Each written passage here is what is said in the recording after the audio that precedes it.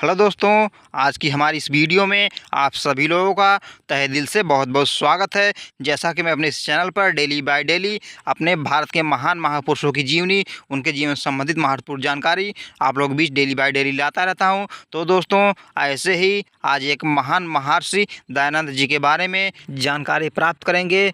तो मेरी इस पूरी वीडियो को देखने के लिए शुरू से लास्ट तक बने रहिएगा। अगर आप लोग मेरे चैनल पर नए हैं तो मेरे चैनल को लाइक और सब्सक्राइब अवश्य कर लीजिएगा। चलिए देर न करते हुए हम वीडियो को स्टार्ट कर लेते हैं। महर्षि दयानंद जी के बचपन का नाम मूल शंकर था और मूल शंकर के जी पिताजी का नाम करसन जी त्रिवेदी और माता जी का नाम शोभाबाई था। इनके पिता की इच्छा थी कि इनका पुत्र पढ़ लिख कर सागृहस्थ बने और जमींदारी तथा लेन देन में उनकी मदद करे, परंतु मूल शंकर जी का मन अध्ययन और एकांत चिंतन में लगता था। मूल शंकर जी की प्रारंभिक शिक्षा संस्कृत में हुई थी।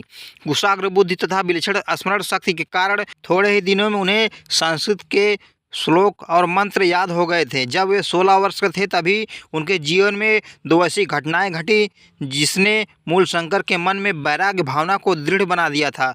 उनकी छोटी बहन की हैजा से मृत्यु हो गई थी। मूल शंकर डबडबाई आंखों में अपनी प्यारी बहन को मृत्यु के मुंह में जाते असहाय देखते रह गए। उन्हें लगा कि जीवन कितना निरुपाय है, संसार कितना मिथ्या है। और इसके पश्चात 3 वर्ष बाद सन 1843 में मूल शंकर के चाचा की भी मृत्यु हो गई। मूल शंकर को चाचा से अपार स्नेह था, परंतु मृत्यु ने आज उनके इस स्नेह बंधन को भी तोड़ दिया। उन्हें उनके चाचा की मृत्यु ने उन्हें झकझोर कर रख दिया। वैराग्य का अब नन्हा पौधा बढ़कर एक विशाल वृक्ष बन गया। उन्होंने उसी समय दृढ़ संकल्प किया कि मैं घर गृहस्थी के बंधन में नहीं पड़ूंगा। और एक दिन मूल शंकर घर के सभी लोगों की दृष्टि से बचाकर चुपचाप घर से निकल पड़े। इस समय उनकी अवस्था मात्र 21 वर्ष की थी। चलते चलते कई दिनों के बाद वे सायने, जो अहमदाबाद में पड़ता है, सायने गांव में पहुँचे। वहाँ उन्होंने एक ब्रह्मचारी जी से दीक्षा ग्रहण किया और अब वे मूल शंकर से शुद्ध चैतन्य ब्रह्मचारी बन गए थे। कुछ ही दिन यहाँ रहकर वे साधुओं से योग क्रियाएं सीखते रहें, किंतु अनंत सत्य की खोज में निकले शुद्ध चैतन्य का मन सायनिक ग्राम में बचकर ना रह सका। युवा सन्यासी की ज्ञान विपाशा उन्हें नर्मदा के किनारे किनारे दूर तक ले गई। एक दिन उनकी भेंट दांडी स्वामी सुपूर्णानंद सरस्वती से हुई थी। वे बहुत विद्वान एवं उच्च कोटि के सन्यासी थे।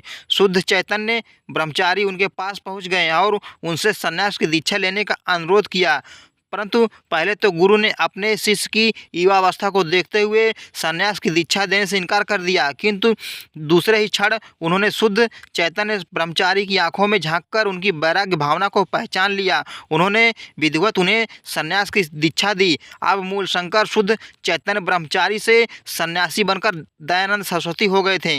दीक्षा के उपरांत स्वामी दयानंद सरस्वती जी ने अपना सारा समय विद्याधन और योगाभ्यास में लगाया।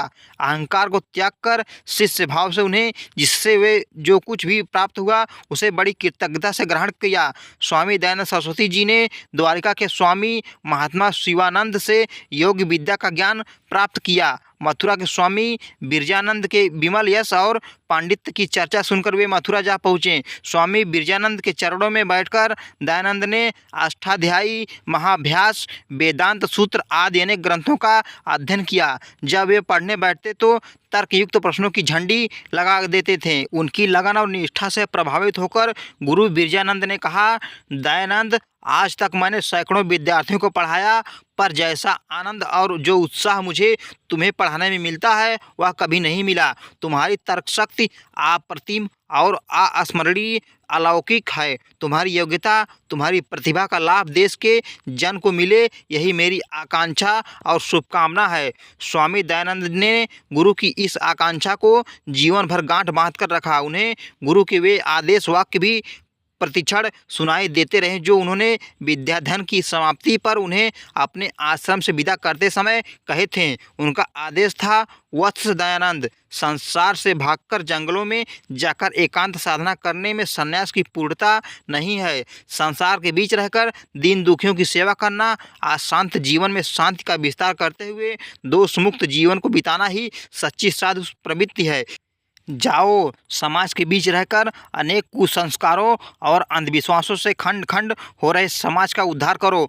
और इस प्रकार गुरु की आज्ञा का पालन करते हुए स्वामी दयानंद सरस्वती जी ने ऐसे ही पूरे समाज को अनेक कुसंस्कारों और जो समाज में अंधविश्वास और पाखंड फैला हुआ था उसको समाप्त किया और समाज के कल्याण में अपना संपूर्ण जीवन समाप्त कर दिया। दोस्तों, यह मेरी वीडियो यहीं पे समाप्त होती है। अगर यह वीडियो पसंद आई हो तो मेरे चैनल को लाइक और सब्सक्राइब अवश्य कर लीजिएगा। दोस्तों, इसी के साथ मिलते हैं नेक्स्ट वीडियो में नेक्स्ट टॉपिक के साथ। तब तक दोस्तों, जय हिंद, वंदे मातरम।